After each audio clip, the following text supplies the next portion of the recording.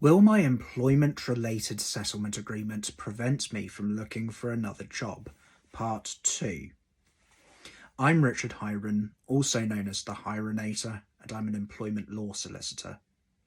Now, you might recall from last week that we were discussing how there might be situations where, for a certain period of time at least, it can be justifiable for an employment-related settlement agreement to prevent you from looking for another job. This week, we're looking at the situation where an employment-related settlement agreement is actively encouraging you to look for another job.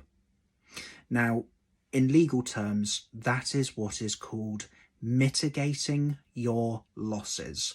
An employment tribunal would require you to do it, so it would require you to go out and apply for jobs, including perhaps jobs at a lower salary, but particularly jobs on a similar salary to the one that you had with your employer.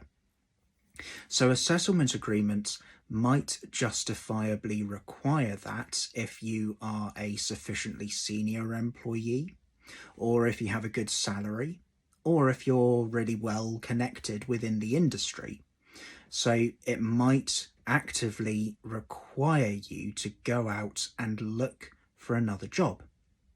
Now, if that happens, there might be a clause in the settlement agreement, likely around the termination payment section, so the compensation that we discussed many weeks ago. It might actually require you to notify the business that you have found another job and to notify them of the level of the salary, because it might actually lead to the termination payment being reduced to some extent.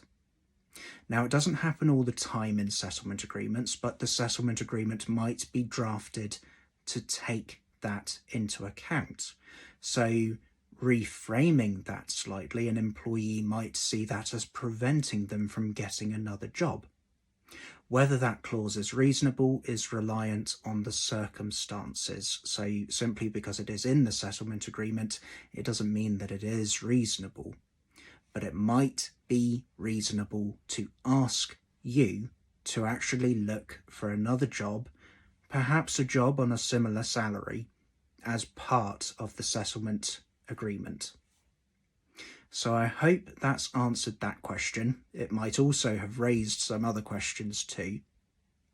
But in the meantime, if you're finding a settlement agreement hard, bring it to Richard.